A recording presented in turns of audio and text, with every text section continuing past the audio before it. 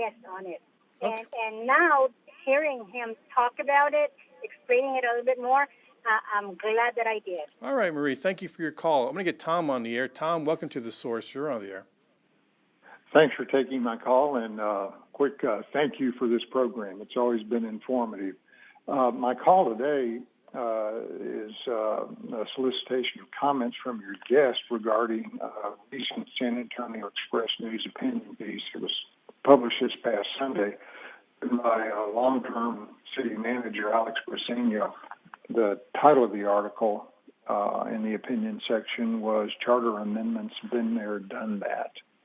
And I'd just like to hear Mr. Briseño's observations addressed. All right, Tom, thank you for the call. So, Mr. Brockhouse, your reaction to Mr. Briseño's op-ed? I will be honest, and I hope I don't hurt Mr. Briseño's feelings, but did not read it, didn't care to. So I didn't have a chance to take a look at it, and paid no attention to it. But I would imagine, when he's in opposition of the amendments, and look, I mean, this is somebody that's led our city. He was a city manager, and he can speak from his personal point of view. He was a great city manager. Yeah, and his opinion piece, and it is an opinion. So you got to respect folks on either side of it in this particular case, and I'm okay with it. I mean, people, the coverage of it has been decidedly go vote no, I think, from the media. And I think they've kind of been complicit in really being an extra media arm of the Go Vote No campaign. But hey, I mean, it is what it is, and they're going to run whatever they want to run. But I do respect Mr. Briseño, led the city with honor, and just didn't read it. Sorry. So he was a city manager. So let's talk about the city manager proposition one more time. Do you know of any other city in the United States that has those types of limits on a city manager, limiting their pay and limiting the amount of time that they can serve as city manager? No, you know what, I don't, and I'll be honest with that, I don't. But I would tell you that I know of no other city really who pays their city manager with this kind of control, this type of power, with this type of tenure. The current city manager is double the average tenure of a city manager's nation. Her control, when I first met with her, first words out of her mouth were, I've been through 49 of you. That is not a good employer-employee relationship, right? That's somebody who's obtained power because she makes $53,000 a month, and she's answerable to no one. Citizens should know She's this. answerable to the city council. Yeah, she doesn't answer to the city council. I'm sorry, I'm in the room.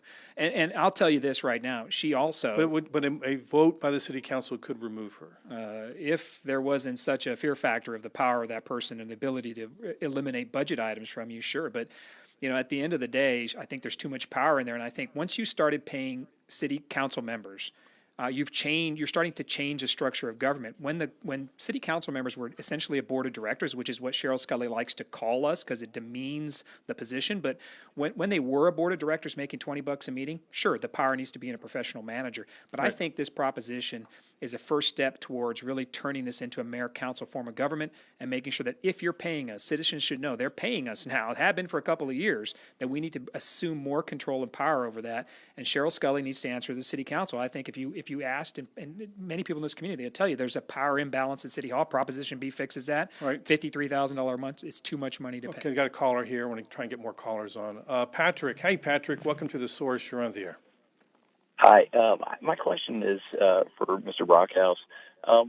You mentioned that Ms. Scully gets paid so much in reference to city managers nationwide, but the truth is that there's only so many that really have the population that it's similar to San Antonio. I think the city manager of Fort Worth actually is just slightly below her, and I'd say that San Antonio has a significantly larger budget as well as city. So what are you willing to pay somebody to manage so much?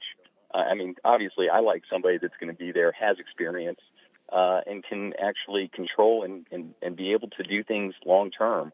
If you're limiting terms for somebody, and city council constantly keeps getting, on the merry-go-round of just when they get voted in and out, how do you execute long-term plans? Right, Patrick, so I got to save some time for him to answer. Is there a study about pay? Well, let's be honest. The city council has, over the years, Cheryl Scully's never had one performance appraisal, not one market rate assessment of what she should or shouldn't be paid.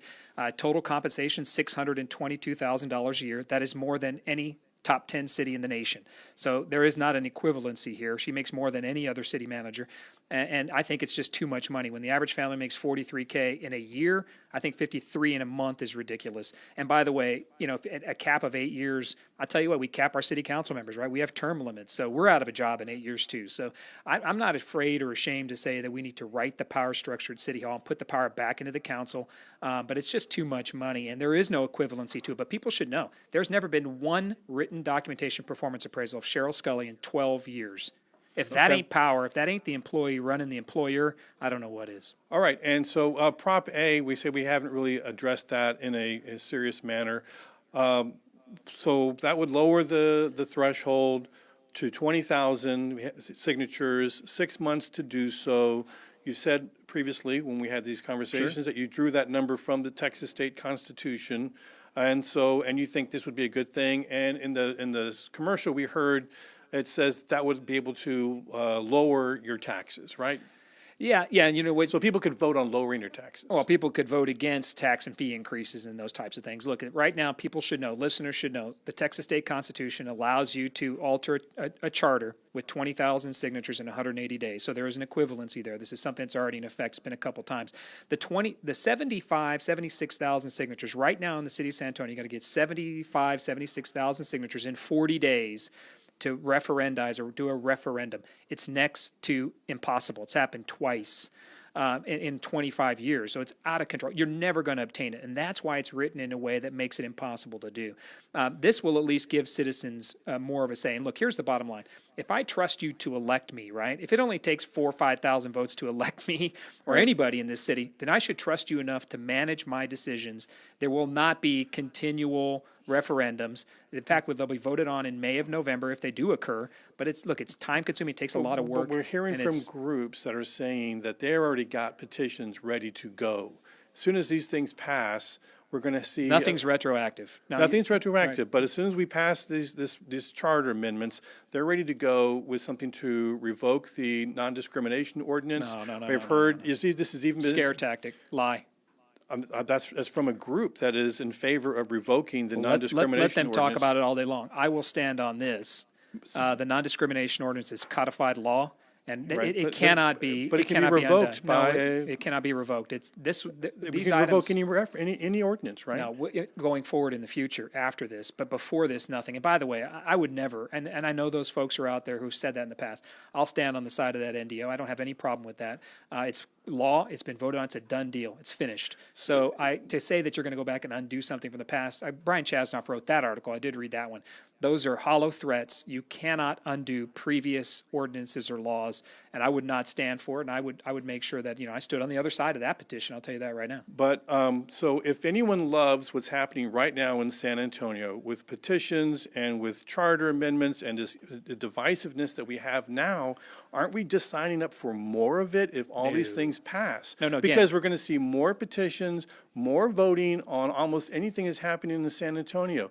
It's just like you said, it's going to be going twice a year. We're going to be having these types of things. If someone can do it. But, we decry right? We decry low voter rates. We decry people not signing up and coming to vote at the polls.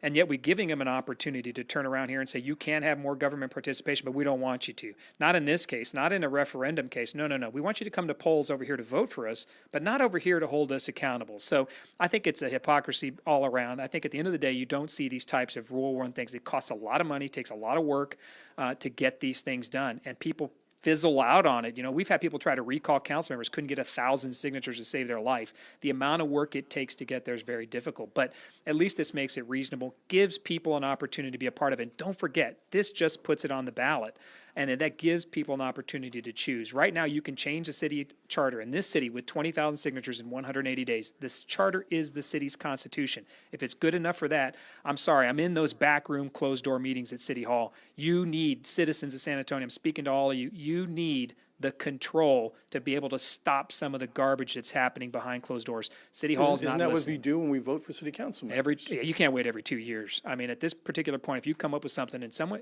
if the people have the power to get 20,000 signatures, let it go to a vote. I mean, let the vote stand. At the end of the day, there's no better scoreboard in politics than a public vote, 50 plus 1. And if 50 plus 1 says, I did something wrong, then I did something wrong. I mean, it's unbelievable to me that Right. we would run in fear of a public vote. So that's why I support Proposition A, because I believe it's okay to have more people voting and more participation in the And government. 20,000 is what percentage of the population as we hit 1.5 That's just to million get, and growing? understand, but that just gets it on the ballot. The full That's what I'm voter saying. population of San Antonio. And then we have these elections, and we If- have all of this going back and forth, and all this division. I don't in think it doesn't San Antonio. divide anybody, and that's another lie. Like what's out of going the- on right now? with what? What's With going all on? these commercials and the people go to the Those polls are and the political, bitterness. yeah, it's political campaigns. But you're not going to have one of the biggest lies I think that should scare San Antonians is that the Go Vote No campaign, Ron Nirenberg, saying that, hey, this is going to hurt. This is going to hurt. We're going to have north side against south side, east side against west side. San Antonio, I'm going to be very clear. That's not San Antonio.